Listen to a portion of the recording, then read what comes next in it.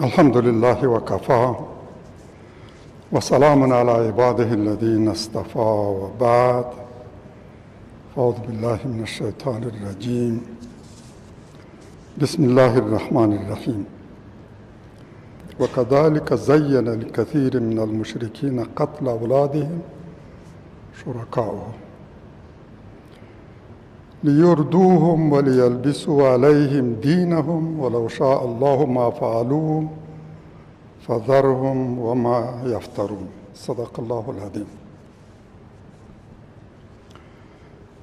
ورونو خویندو، اجازه راکړئ د دې مبارکو آیاتونو تر ژباړې او مختصر شرح وړاندې د څو ورځنیو پیښو په ارتباط مختصر عرایض ولرم. تېره چهارشنبه یو ځل بیا کابل کې د خارجه وزارت مخې ته وحشیانه او لویه خونړۍ چاودنه وشوه.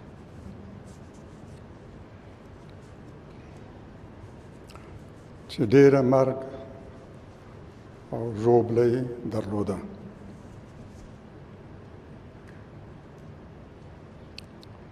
د نورو دا ډول وحشیانه تروریستي بریدونو په څېر د دې چاودنې ډېری قربانیان هم عام بېګناه غیر معرف وګړي ول.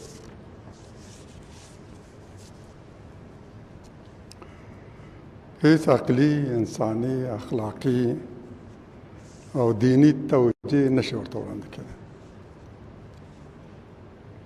د نظامي او سیاسي پلوه هم په هیڅ منطق نشي توجیه کېدی. یوازې د نیابتي جګړو یو عجیر، بې هدف او بې فرهنګ جنګیالی داسې عملیات ترسره کولی شي، هغه چې په خپل ژوند کې په هیڅ سپېڅلي هدف او ارزښت باور نه لري او ایمان نه لري. خو سره له دې متاسفانه د برید مسؤلیت دا ځل هم د داعش ډلې قبول کړ. نه پوهېږو دا کوم او څنګه داعش دی او د څه لپاره داسې وحشیانه بریدونه کوي او هدف یې څه دی له داسې بریدونو؟ څه ترلاسه کوي؟ د څه ترلاسه کولو تمه لري؟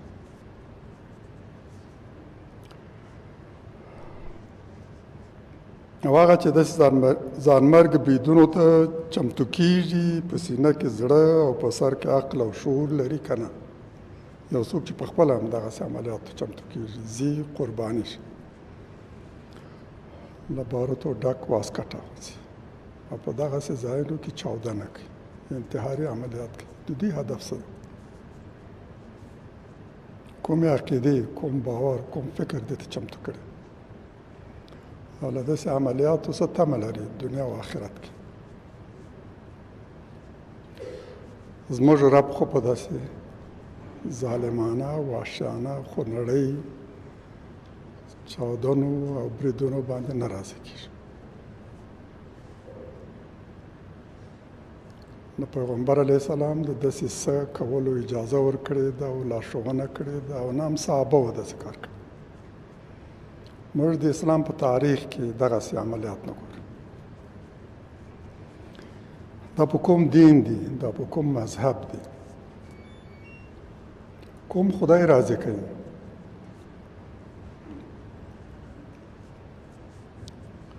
هیڅ عاقل، میړنی او غیرتي انسان د هغه چا وژلو ته زړه نشه کوي چې نه په جنګ کې ښکیل ده او نه په جنګ کې د ښکیلو ډلو د یو لوري پلوي.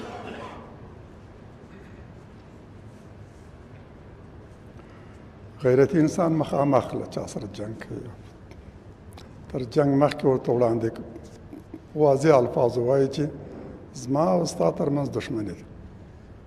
هغه ورسره جنګېږي، دی له ځانه دفاع کوي، خپلو منځونو کې جنګ دی، چا کې همت وي، غیرت وي، شعور وي، هدف وي، هغه چې کله هم له چا سره جنګېږي نو په میړانه جنګېږي. په واضح ډګر جنګېږي. دشمن دوکه کوي نه،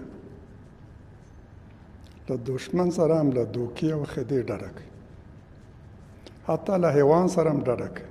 دغه دین دا درس ورکړی، حیوان سره به هم دوکه نه کوي، انسان خو پرېږدي. کافر سره به هم خدا نه کوي. معاهده دې وکړه، خپل معاهدې به کلک او صادقانه ودرېږي. له چا سره جنگ درلودو په ډاګ او په واضح الفاظ ورته وایي چې زما او ستا ترمنځ جنگ ده. د دلیل د جنگ هم دا ده، د جنگ موخه هدف هم باید دغه په واضح الفاظ ووایي. د څه لپاره له هغه سره جنګېږي؟ له چا سره چې ته جنگ پیل کوې، له دې نه مخکې باید پوه شي چې ته څه ترې غواړې او د دې جنگ هدف او موخه څه ده. آیا د عراق داعشان هم داسې وو؟ څوک چې داسې وایي چې دا داعش هماغه دی، عراق د داعشانو پلوي ډله ده او له هغوی وروسته را پیدا شوې. آیا د عراق داعشان هم داسې وو؟ د هغوی ادعا خو دا وه چې د اشغالګرو په خلاف جنګېږي او ګواکې د دوی خلاف د کفر او د نفاق لویه نړیواله جبهه جوړه شوې او دوی مجبور دي له ځانه دفاع کوي.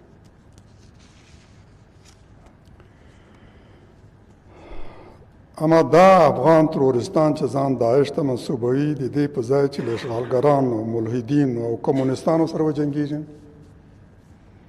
د اشغالګرانو پر اډو او قطارونو بریدونه وکړي، چې دا کار یې ونه کړ. 20 کاله اشغالګران دلته وو. ومو اورېدل چې دوی د اشغالګرانو په کومې اډې کې لویه ځانمرګي چاودنه کړې او یا دې د هغوی په قطارونو باندې برید کړی، هغوی ته د کمین نیولی.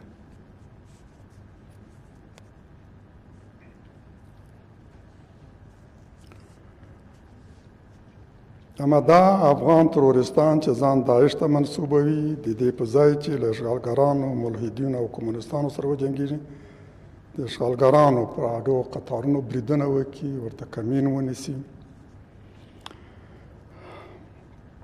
په جوماتونو، مدرسو، ښوونځیو، ملکي دفترونو، د عام ولسي وګړو او افغانانو د غم او ښادۍ غونډو او د جنازې او د 5 وخته لمونځونو په جمع کې چاودنې کوي. تل مدرسې کې چاودنه وشوه، چا وکړه؟ دغه ډلې. جماعت کې چاودنه کوله، چا کړې؟ د همدې ډلې. موږ له دې ډلې نه دغسې عملیات کوو. نه د کفر خلاف کومه د جنگ جبهه پرانستلې او نه هم د نفاق ضد.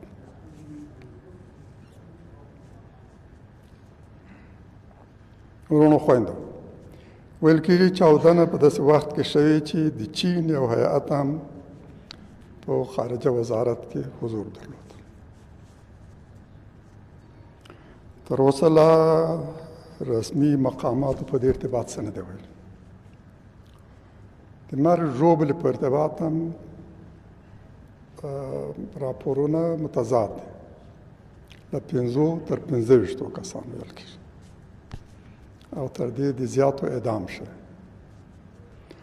امارت اسلامي 100 وایي، بهرني باخبره ادارې او مؤسسې بل څه وایي او د مخکني پرځول شوي جمهوریت ځینې مسؤلین بیا بل څه وایي.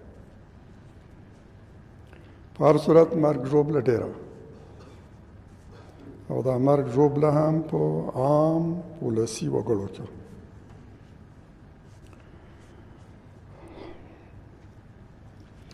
د چین له لوري هم چې کومه رسمي اعلامیه په دې ارتباط ورکول شوې، په هغه کې له امارت اسلامي غوښتي چې د چینایانو د دوی د وګړو د امنیت خوندي ساتلو په ارتباط لازم او جدي توجه وکړي.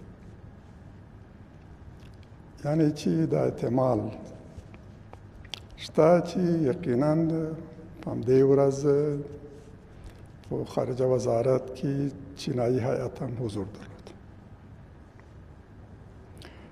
له دې داسې معلومیږي چې ښایي د چاودنې په ورځ به همدلته هیئت هم و، دا عملیات هم ګواکې د همدې هیئت له وجې شوی.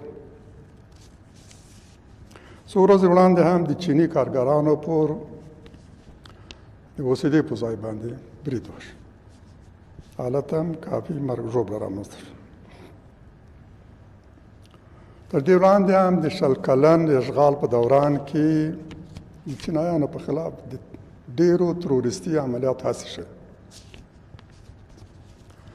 مخصوصا دوی د عینک مسک تاسیسات درلودل، د حکومت سره مخکني جمهوریت سره قراردادونه درلودل، د دې معدن د رایستلو په ارتباط تاسیسات درلودل، پرسونل درلودل. په دې ارتباط هم ګڼ شمېر عملیات ترسره شوي چې د دې پروژې د پیلېدو مخنیوی وشو. نور موارد هم ډېر دي چې د چینایانو په خلاف هم داسې اقدامات شول. له دې معلومیږي چې د دې چاودنو تر شا شاید د چین د رقیبانو لاس، هغه چې نه غواړي چین په افغانستان کې فعال حضور ولري، مخصوصا د معادنو په ارتباط. بهرني ځواکونه راغلي وو د افغانستان د زیرمو د تصرف لپاره، او دا چې نن مفت وړیا ارزانه له جنګ او قربانیو پرته دا زیرمې د چین په څېر یو هېواد په لاس کې پرېوځي، دا نشي زغملی او باید عکس العمل وشي.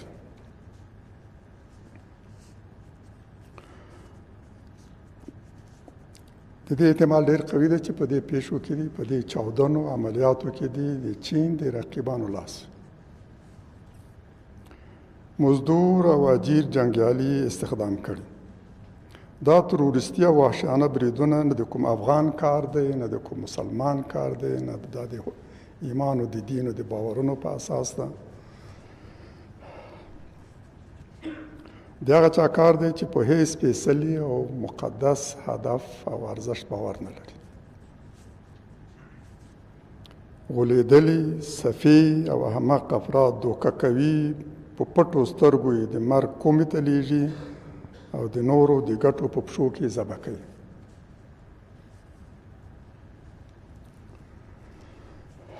دلته چا عملیات کړي، داسې څوک چې راغلی بیا د عملیات تر ورځو پورې نه پوهېږي چېرته ځي او چېرې به عملیات کوي. ښایي یوازې چې دلته را رسېدلی پوه شوی چې زه باید په جومات کې دلته چاودنه وکړم، تر دې وړاندې نه پوهېدم. او هلته به متوجه شوی چې د جومات ته را رسېدلی ده، د خطبه یې هم د لاوسپیکر له لارې اورېدله. تر دې وړاندې نه پوهېدو چې د عملیاتو هدف چیرې ده او د څه لپاره ځي. داسې ساتلی وو چې له هېڅ چا سره یې رابطه نه، بهر ته هم وتلی نه شو. چې چا به ډوډۍ هم وړله، د هغه سترګې به یې پټولې چې ویې نه پېژني چې دا ډوډۍ څوک ورته راوړي، چېرته اوسېده. یعنې دغسې خلک هغوی تربیه کوي، روزي، بیا د عملیاتو لپاره چمتو کوي او د مرګ کومې ته لیږي. مومن انسان خو پرېږدئ، هیڅ شریف انسان چې په سینه کې زړه لري او په سر کې عقل او شعور د انسانانو له ژوند سره داسې د ځناورو په څېر چلند نه کوي. نه هغه چې دوی وژني او نه هغه چې دوی ته واسکټ اغوندي او انتحاري عملیات باندې کوي. یو ښکاري خپل سپی هم د ښکار داسې ځای ته نه لیږي چې د بیرته روغ رمټ راګرځېدو تمه یې نه وي. له یو حیوان سره انسان داسې کار نه کوي. اما متاسفانه دلته د پردیو له زامنو سره د څو پیسو په خاطر همدغسې جنایت کوي. ماشوم لوی کړي د دغسې عملیاتو لپاره.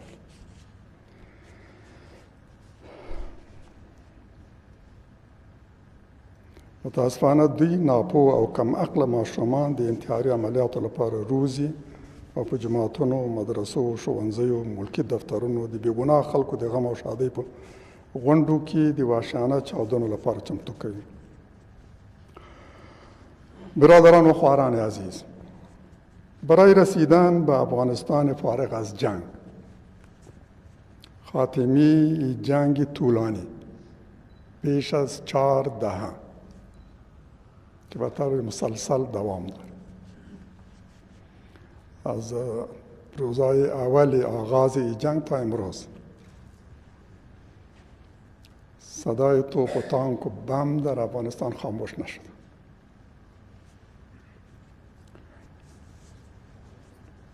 برای خاتمه این جنگ خونین، تحمیلی، نیابتی و رسیدن به یک حکومت 100% اسلامی مورد حمایت قاطبه مردم منبعث از اراده ملت، در خدمت مردم، خادم مردم، که مردم از حکومت و حکام راضی باشند و حکام از ملت. از خدا بترسد و به مردم ترحم و عاطفه داشته باشد. برای رسیدن به افغانستان سربلند، آزاد، مستقل که پرچم اسلام در گوشه گوشهش در اهتزاز باشد و در همه عرصه‌های زندگی اسلام حاکم باشد. برای رسیدن به این افغانستان چند پیشنهاد دارم، اما این پیشنهاد برای کسانی است که خواهان خاتمه جنگ و پایان بخشیدن به بحرانند. جلوگیری از مداخلات بیرونی در امور داخلی افغانستان. خواهان تغییر مثبت و سازنده حاضرند از زندان افکار ناسالم و شاذ و سیاست‌های جنگ افروزانیشان بیرون آیند. این همت را دارند، این شهامت را دارند که از این زندان بیرون بیایند، از زندان افکار پوچشان، عامل جنگ. با ذهن شفاف و قلب صاف در جستجوی راه حل عادلانه و سازنده به بررسی وضعیت دردناک کشور خود می‌پردازیم. اینا را دعوت میکنیم. پیشنهاد ما به ایناست، به همه نه، فقط به اینها. پیشنهادات منها: بیایید در برابر خدا و ملت خود صادقانه تعهد کنیم که نمیگذاریم افغانستان شاهد جنگ نیابتی دیگر باشد. ملت مظلوم ما بار دیگر در یک جنگ طولانی نیابتی دیگر بسوزد. از اشغالگران و همراهانشان در اشغال افغانستان نمیخواهیم و نمیگذاریم بار دیگر وارد افغانستان شوند. نیروهای خارجی دوباره بیایند افغانستان اشغال کنند. حکومت آینده را نیروهای خارجی بر ما بسازند. زیر هیچ پوشش فریبنده و هیچ عنوان دروغین، نه در پوشش حمایت از صلح و نه تشکیل حکومت همه شمول. این بانی است فریبنده برای اشغال مجدد افغانستان. همواره اشغالگران وقت آمدن ادعا کردند که ما دعوت شدیم. امریکا هم گفت ما دعوت شدیم. روسیه هم گفت، اتحاد شوروی هم گفت که ما دعوت شدیم. ما نیروهای خود به افغانستان پس از یک دعوت فرستادیم. خلقی ها می گفتن پرچمی ها دعوت کردن، پرچمی ها می گفتن خلقی ها اینا را دعوت کردن. به هر صورت نیروهای شوروی با این ادعا وارد افغانستان شدن و کشور ما را اشغال کردن و یک جنگ خونین و طولانی را بر ملت مظلوم ما تحمیل کردند که گویا از سوی افغان‌ها دعوت شد. اما متاسفانه امروز با صدای بلند و بدون احساس شرم و حذر از ایده میشنویم که میگویند نیروهای خارجی باید بیان مشکل ما را در افغانستان حل کن. یعنی که اینا یک بار دیگر نیروهای خارجی را دعوت میکنند به افغانستان.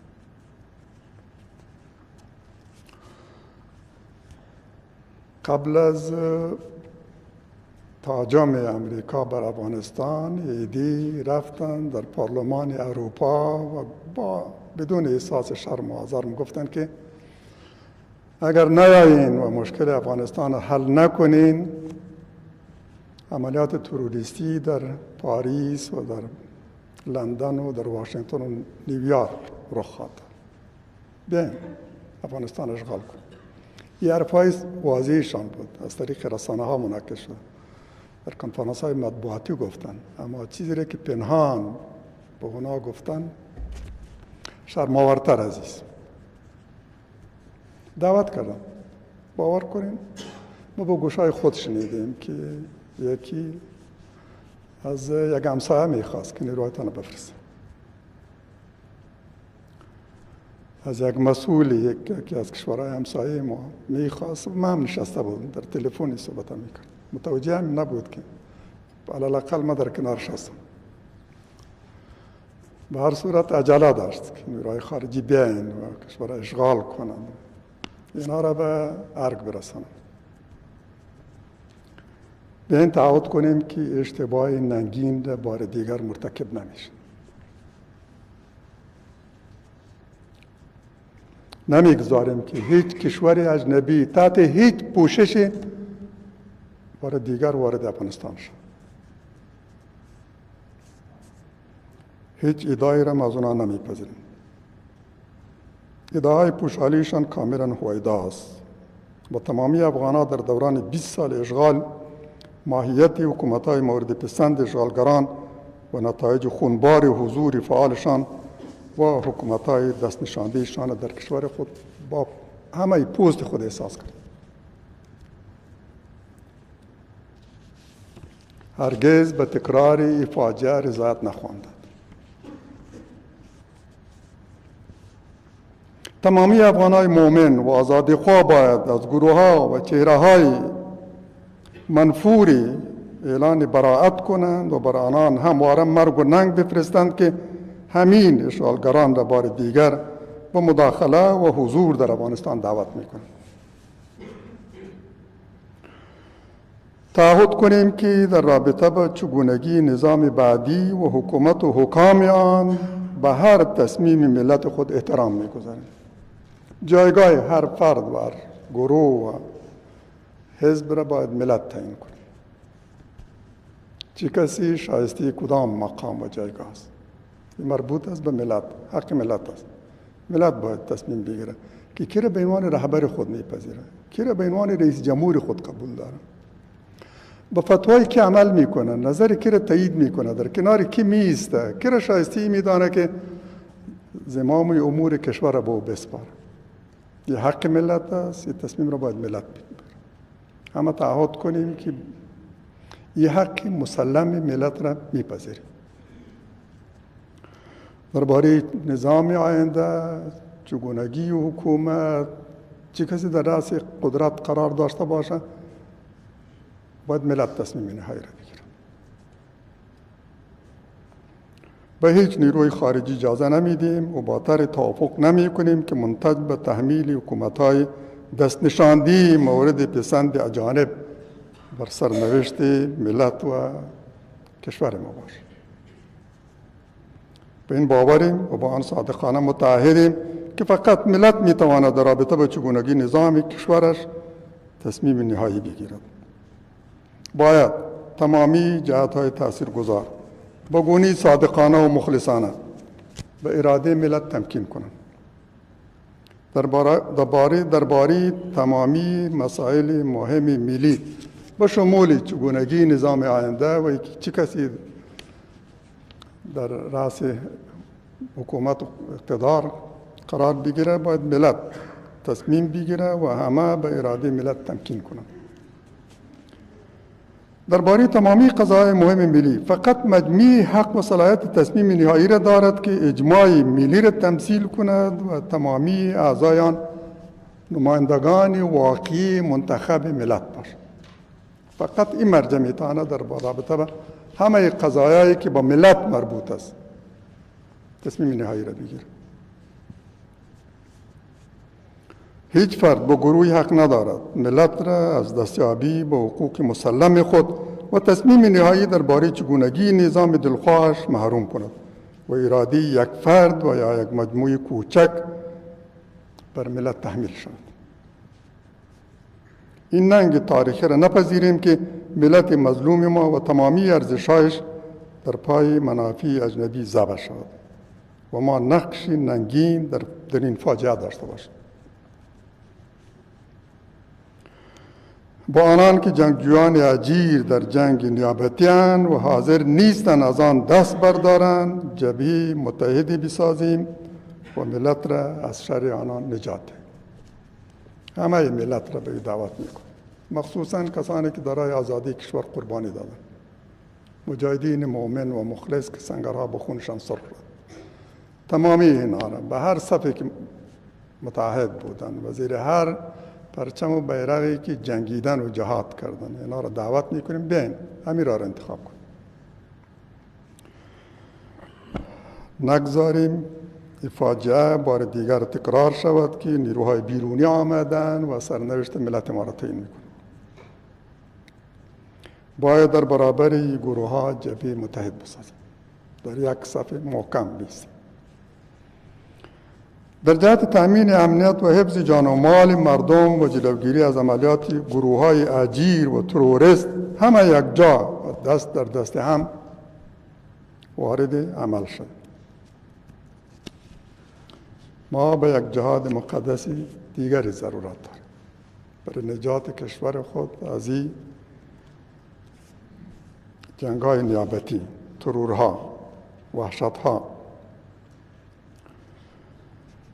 باید ملت مظلوم خود را از شر اینا نجات دهیم. میتونیم، یقینا میتونیم، اگر بر خدا توکل کنیم و صادقانه اراده داشته باشیم که ملت مظلوم خود از شر گروه‌های وابسته به اجنبی عامل جنگ و فتنه نجات میده. ورونو خویندو، لذینو مخلصینو زړسواندو افغانانو د هېواد دننه او بهر مسلسل اورو چې وایي که حزب اسلامي په حکومت کې شاملېدل نه غواړي، د خپل ولس لپاره دي د امنیت په تأمین کې له امارت اسلامي سره مرسته وکړي. د نوي نسل د تعلیم او تربیې په ارتباط د تعاون وکړي. حزب اسلامي په دواړو برخو کې د زیات څه کولو امکانات لري. کافي شمېر روزل شوي با تجربه مجاهدین لري چې کولی شي د امنیت په تأمین کې فعاله او اغېزمنه ونډه ولري. له موږ یې مخامخ هم غوښتي او د رسنیو له لارې هم غوښتي. مجبور هغوی ته خپل واضح ځواب ووایي. د دې په ځواب کې یو ځل بیا وایي چمتو یو چې د امنیت په تأمین کې اغېزمنه مرسته وکړو او انشاءالله د حزب اسلامي مجاهدین دا وړتیا او اهلیت هم لري چې وکولی شي د بشپړ امنیت په تأمین کې خپل مسؤلیت په بریالۍ توګه ادا کړي. خپله طرح او وړاندیزونه د هغوی مخې ته ږدو. امارت اسلامي له مشرانو سره له مسؤلینو سره به هم دا موضوع شریکو. د امنیت په تأمین کې بلا قید و شرط مرستې او ملګرتیا ته چمتو او تر ډیره حده دا اطمینان هم لرو چې انشاءالله کولی شو. حزب اسلامي له دوو سترو ځواکونو سره د اوږدې مبارزې سابقه لري، تجربه لري په ټولو برخو کې، نظامي برخو کې هم، استخباراتي برخو کې هم. الحمدلله په دې ارتباط بریالي هم وو. خدای خبر د دشمن څومره خطرناکې توطئې هغوی تر نن پورې له پیل تر نن پورې شنډې کړې. الله تعالی غوښتل څه شنډې سي، خو له دوی نه وسیله او سبب جوړ کړ.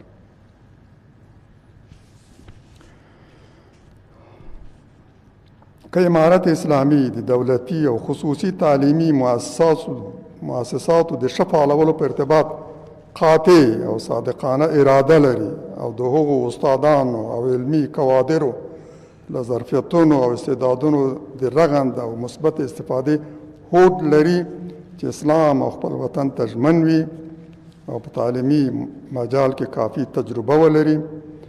موږ الحمدلله دغسې کوادر لرو او بې غرضانه او مخلصانه مرستې ته هم چمتو یو. راشه دا ټول حکومت تاسو د وزارت تحصیلات عالی و وزارت معارف موږ ته وسپاره، مسؤلیت هم قبلوو او باور لرو چې له دې نه به فعاله وزارتونه جوړ شي، فعال وزارتونه چې هم لسقاني او هم نړیوال، اسلامي نړۍ هم راځي او هیڅوک بیا دا اعتراض ونه کړي چې ستاسو دا او دا کار د تعلیم او تربیې په ارتباط د اسلام له اصولو سره اړخ نه لګوي. دا خبره به انشاءالله هیڅوک ونه کړي او څوک به یې وانه وري.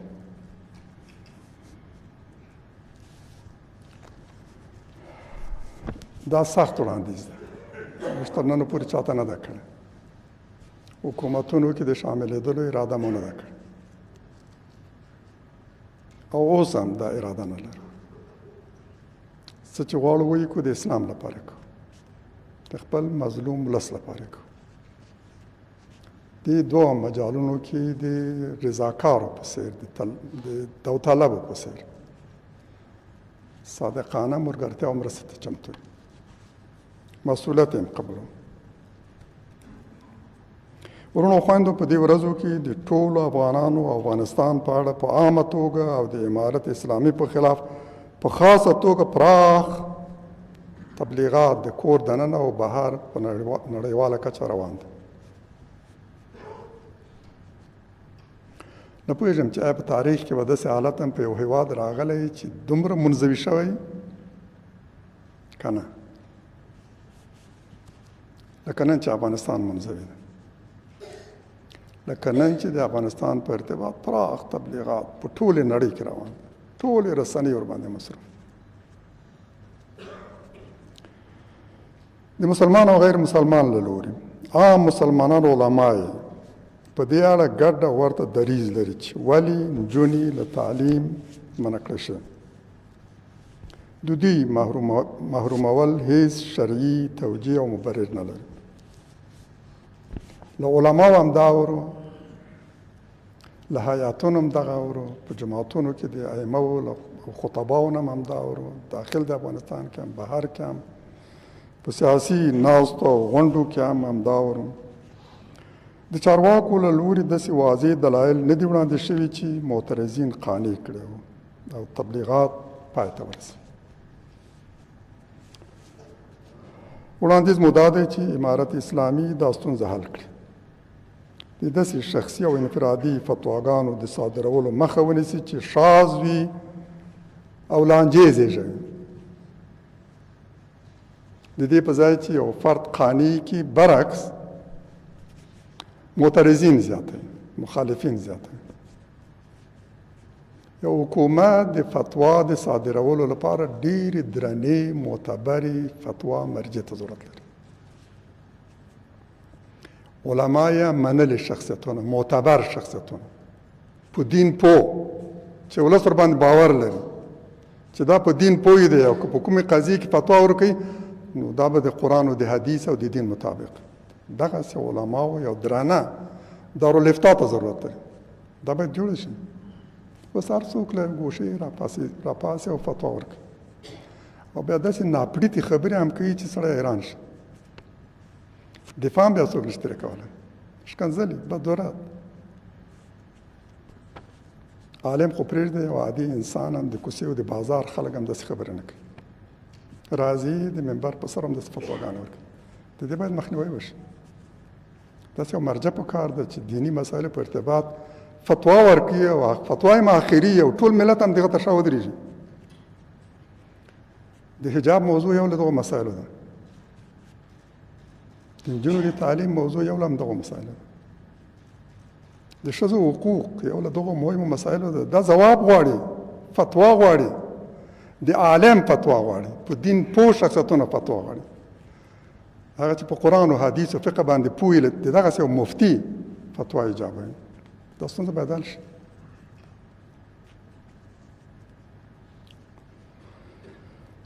شخصي فتواګانو ته باید هیڅ مجال پاته نه وي. دا مهمه کورنۍ او بهرنۍ موضوع باید داسې معتبرې او درنې شورا ته محول شي چې ملي اجماع تمثیلوي او پرېکړې ټول ملت ته د منلو وړ وي. همدغه شورا باید همدغسې یو دارالافتا جوړ کړي. کله چې د ملت ممثله شورا رامنځته کېږي چې غړي هم ټول منتخبي او ملي اجماع تمثیلوي، دغه شورا باید د هېواد لپاره یو درانه دارالافتا جوړه کړي او په راس کې هم یو متقي، مخلص، په دین پوه، صادق، مجاهد عالم چې د شوروي ځواکونو په خلاف هم جهاد کړی، د ناټو په خلاف هم جهاد کړی، هیڅ اشغالګر ته هم نه تسلیم شوی، هیڅ مفسد حکومت تنخواه هم نه اخیستې، ښه سابقه لري. دغسې یو شخصیت هم د دې دارالافتا په راس کې. څوک هم ونه شو توانېدلی چې دغه فتوا بیا چلنج کړي. د دلایلو له مخې څوک دا توان ونه لري چې بیا د هغه فتوا رد کړي او مخالفت ورسره وکړي.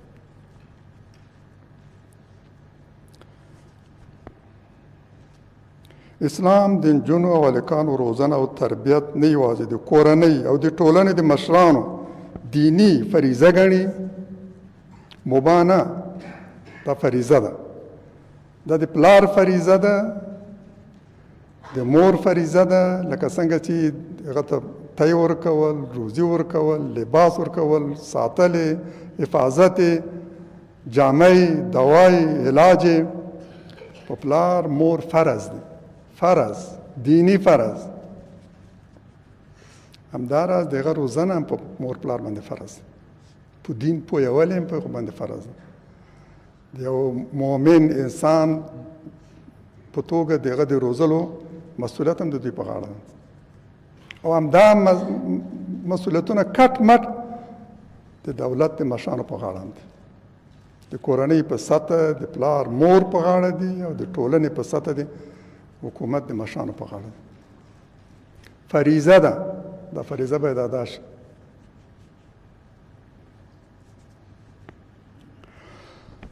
که دا مسؤلیت ادا نه کړو بیا به بهرنیان ګوري چې بورسونه ورکوي. آلمان 15,000 بورسونه اعلان کړ.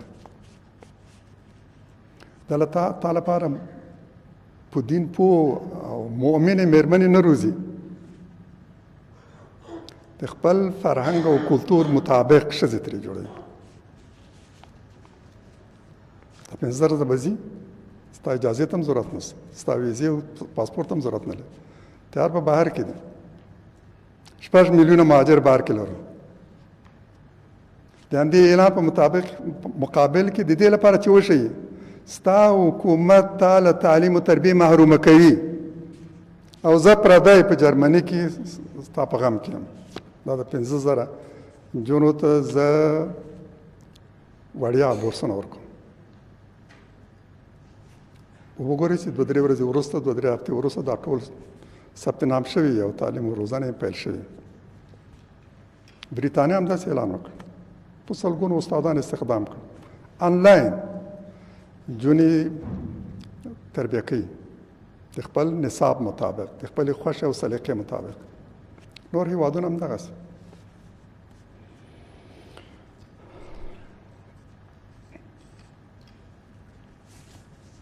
دا د نجونو هلکانو مسلم دینی شرعي اسلامي حق دی.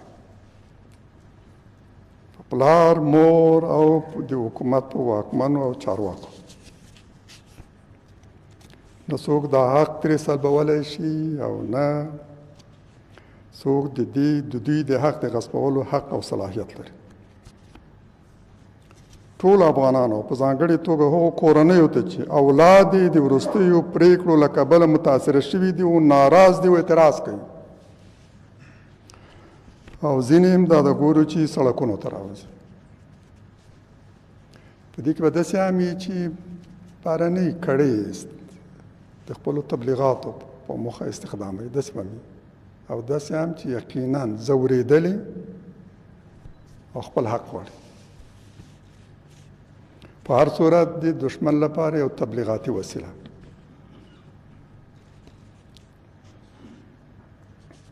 دوی ته وایو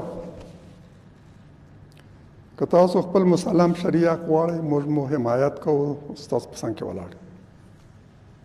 تکبیر! الله اکبر!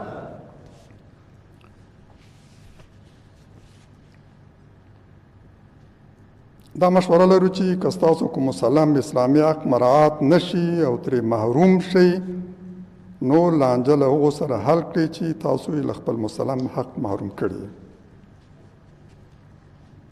دا اجازه مه ورکوئ چې څوک له دې فرصت په استفادې سره د اسلام او زموږ دیني او ملي ارزښتونو په ضد تبلیغات وکړي او د اشخاصو کار دین او مذهب ته منسوب کړي. دشمن هم دا غواړي. په دې وضعیت راضي دی چې اسلام، مجاهدین، جهاد، طالبان، څوک چې د اشغالګرانو په خلاف جنګېدلي ښه بدنام سي، له ملت هم تجریح شي او له نړیوالو هم منزوي شي. همدا غواړي.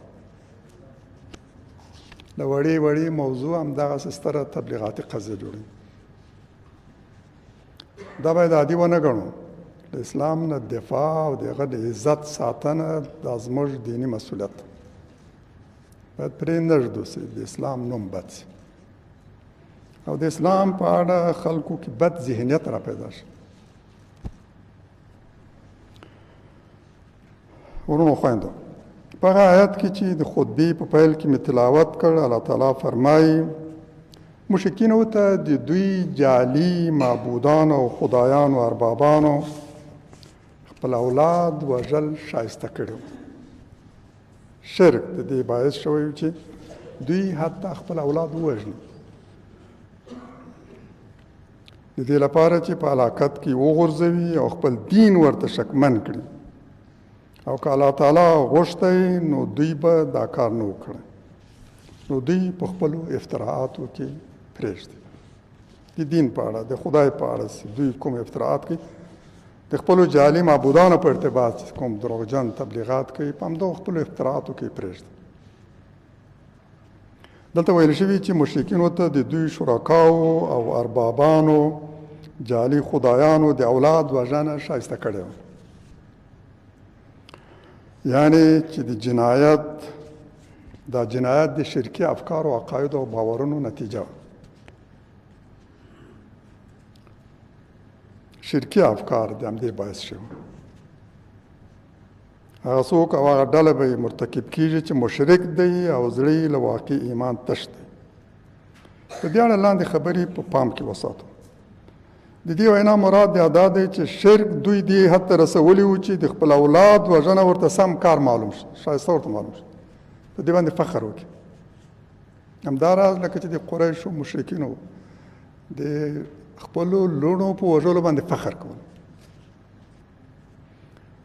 او چې چاته به هم دا پیغام ورسېدو چې په کور کې د لور پیدا شوې ده، قرآن وایي چې څېره به یې توره شو، غم به داسې یاته کړی وسي، بس خپل غم به یې پټ ساته، ورباندې ډېره درانه تمامېده چې ستا په کور کې لور پیدا شوه. دا یې ځان ته د ننګ او پیغور باعث کړ، او حتی وژل یې ورته ښایسته کړی، د خپلې لور وژل یې ورته ښایسته کړی. او یا دا چې د دوی هغو مذهبي مشرانو، پیرانو او مشایخو چې د شرک حامیان او مبلغین او د قبر او بت مجاورین ول، دې وژنې ته چمتو کړي وو. دغه شرک او دغو شرکپالو مذهبي مشرانو په دې هلاکت کې غورځولي وو، او د حقیقي دین په اړه یې دوی ته شکوک او شبهات را پیدا کړي. د اولاد د وژلو څو وجوهات وو. لوڼې یا د دې لپاره وژلې چې ویرېدل د دوی په سیمه دشمن برید وکړي او بیا د دوی لوڼې اسیر شي، لوڼې او مېرمنې، او دا د دوی لپاره دایمي پیغور شي چې لوڼې د دشمن په لاس کې اسیر شوي. د همدې له کبله د هغوی وژل تر دې غوره ګڼلو چې د دشمن په لاس کې اسیر شي، بیا د دوی لپاره دایمي پیغور باعث. نو ترجیح ورکول چې بس ذبح کړي، ووژني او ژوندی یې ښخ کړي. دا ورته د عار او پیغور خبره برېښېده چې لور یې د بل په نکاح کې وي. دا هم ورته د پیغور خبره معلومېدله چې خپله لور یې بل چا ته ورکړه، د هغه په نکاح کې وي.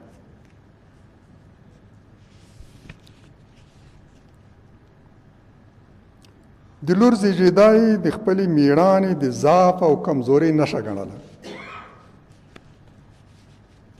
بس د مېړانې له پلوه لږ کمزوری دی چې په کور کې لور پیدا شوې. که مضبوط وای نو د لور په ځای به زوی پیدا کېده. سیالانو ته یې په جګو سترګو نه شو کتلی. کور کې د لور پیدا شوې، زوی نه. په جګو سترګو له سیالانو سره هم نه شو مخامخ کېدی.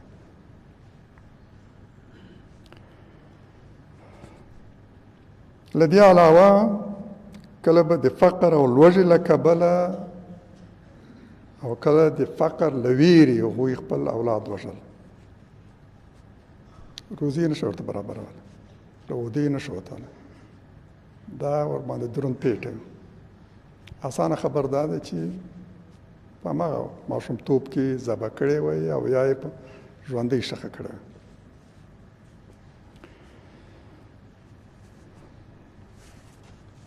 او ډیرو هم خپل لومړي زامن د بوتانو د خوشحالولو او د خپل جعلي خدای د راضي کولو لپاره د بوتانو په پښو کې ذبح کول. د دوی مذهبي مشرانو به دا فتوا ورکوله چې الله تعالی په دې کار راضي کېږي، ځکه د آیات په پای کې ویل شوي چې دوی په خپلو افتراعاتو کې پرېږده. دا د الله تعالی او دغه د دین په ارتباط د دوی دي ټګمارو مذهبي مشرانو افتراعاتو. ځینې مفسرین د نجونو د ژوندۍ ښخولو په تفسیر کې وایي چې دوی له خپلو انساني حقوقو محرومول داسې دي لکه چې ژوندۍ تر خاورو لاندې ښخ کړي. یعنې چې یو تعبیر همدا دی، لوڼې ژوندۍ ښخول یعنې دا چې تا له خپلو ټولو انساني حقوقو محرومه کړې ده. په ظاهر کې ژوندۍ ده، خو په حقیقت کې داسې ده لکه تر خاورو لاندې چې دې ښخه کړې. قرآن په دې اړه فرمایي چې د قیامت په ورځ به چې الله تعالی کله د خپلو بندګانو سره محاسبه پیل کوي، قیامت ورځ واقع شوې، خلک ډلې ډلې راغلي د الله تعالی په وړاندې ولاړ دي د محاسبې لپاره منتظر. په دې هیبتناکې صحنې کې به له چا نه چې دا پوښتنې پیل کېږي او د محاسبې کار به له هغه نه پیل کېږي، هغه بېوزلې ژوندۍ ښخه شوې نجلۍ ده چې بې ګناه او تر خاورو لاندې ښخه شوې ده. الله تعالی به له همدې نه پوښتنه کوي. لومړۍ پوښتنه د پوښتنو پیل به له همدې ځای نه. لومړی مظلوم انسان چې تر ټولو زیات او زر محاسبه ایجابوي همدا نجلۍ ده چې تر خاورو لاندې ژوندۍ ښخ شوې.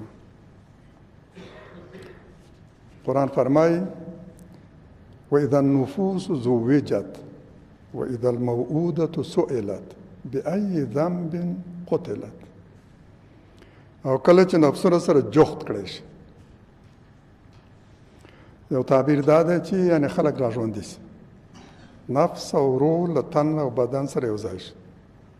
بل غوره دقیق تعبیر دا دی چې کله ورته نفسونو خاوندان سره ډله ډله شي، کافرانو ډله بیله، د منافقینو بیله، د مؤمنانو بیله، د هر پیغمبر ډله بیله بیله، داسې به نفسونه سره جخت شي او ټولې به ترې جوړ شي او دا هر ټولی به بیل بیل د الله تعالی په وړاندې ټول ودرېږي. وإذا النفوس زوجت وإذا الموءودة سئلت. او چې کله دا ژوندۍ ښخه شوې نجلۍ وپوښتله شي،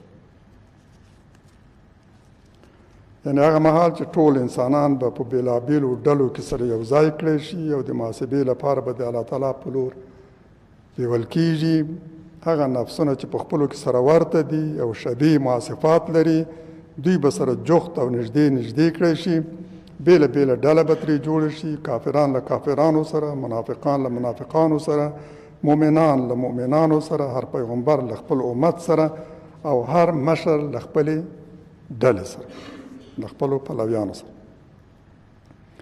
په دې آیات کې تر محاسبې مخکې حالت انځور شوی، هغه حالت چې ټول خلک به په ډلو ویشل شوي او راغونډ کړی شوي او د الهي محاسبې لپاره به په انتظار ولاړ. له ژوندۍ ښخې شوې نجلۍ به پوښتل کېږي چې دا په کوم جرم وژل شوی. پوښتنه د همدې ژوندۍ ښخې شوې نجلۍ په ارتباط، خو الله تعالی به په دې صیغه پوښتنه کوي چې د دې د ژوندۍ ښخولو جرم څه و، په کوم جرم باندې وژل شوی.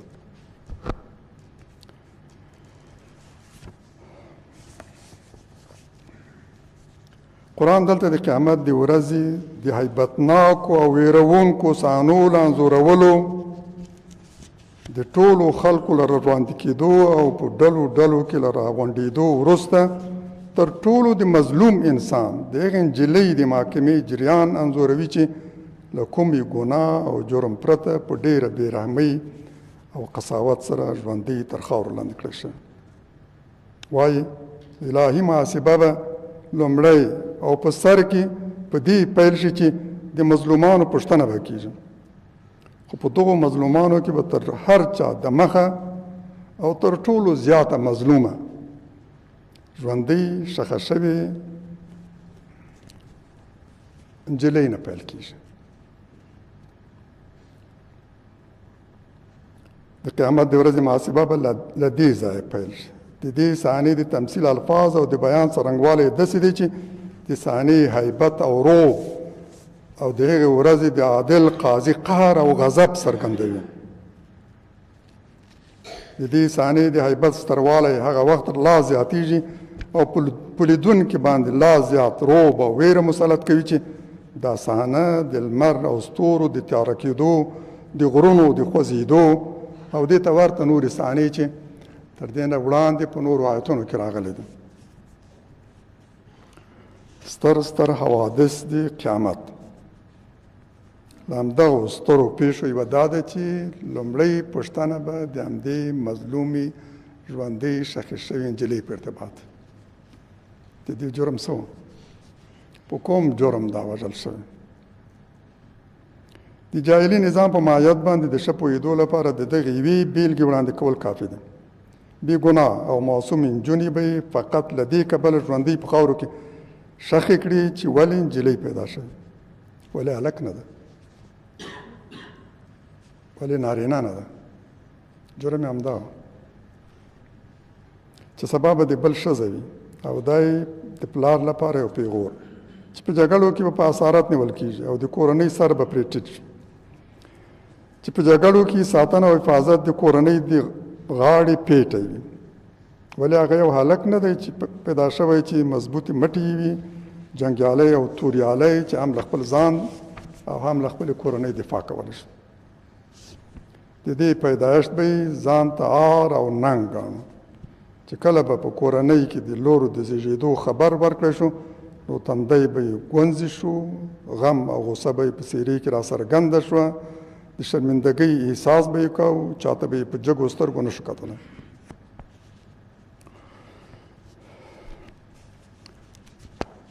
په تاریخ کې تل همداسې شوي، ښځه محروم ګڼل شوې.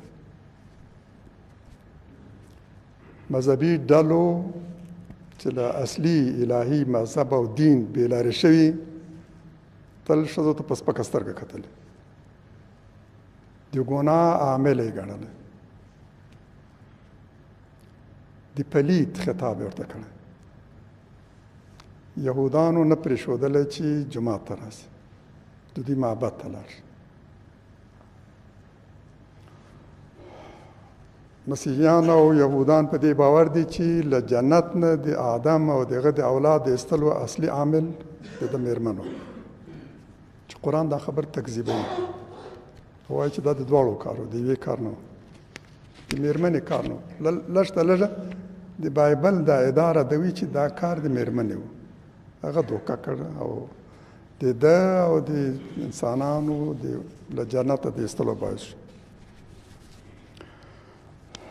پیغمبر علیه السلام هم له همدغه ستونزې سره مخامخ و چې کله یې خلکو ته ویل مېرمنې مو له دې مه منع کوئ چې جومات ته راسي، مقرر یې ورته ویل. یو ځل کافي نه و، باید په وار وار یې خلکو ته ویلی وای چې پیغمبر ژوندی او خلک هم پر باندې باور لري چې دا د الله تعالی له لورې رالېږل شوی او قرآن د ده په لاس موږ ته رارسېدلی. اما سره له دې له یو مشکل سره مخامخ و چې خلک قانع کړي چې پرېږدي مېرمنې جومات ته راسي. د عبدالله ابن عمر رضی الله عنه زوی کله چې له عبدالله ابن عمر له خپل پلار واورېدل چې پیغمبر اسلام فرمایلی دي چې خپلې مېرمنې جومات ته له تلو مه منع کوئ، حتی د شپې له لورې هم. غصه شو زوی او ویل چې په خدای قسم چې پرې به یې نږدم چې د شپې له لورې جومات ته لاړه شي، خدای خبر چې څه به کوي. یو کلکه څپېړه یې ورکړه. زه تا ته وایم پیغمبر وایي چې خپلې مېرمنې د شپې له لورې جومات ته له تلو مه منع کوئ، او ته وایي چې په خدای قسم چې زه به یې پرې نږدم.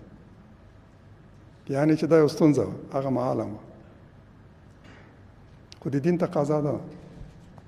پیغمبر علیه السلام له هجرت له لومړۍ ورځې چې جومات ډبره ایښې ده او جومات آباد شوی ده، بیا تر هغه ورځې پورې چې رحلت یې کړی، مېرمنې جومات ته راتلې، 5 وخته راتلې، سهار په تیاره کې هم راتلې او ماخوستن په تیاره کې. 5 وخته لمونځ یې په جومات کې کوه، هېچا یې مخه نه نیوله. پیغمبر اسلام مېرمنې راتللې، د صحابهو مېرمنې راتلې. متاسفانه دا ستونزه مخکې هم وه او اوس هم شته، باید دا حل کړو. مهربانه ربه،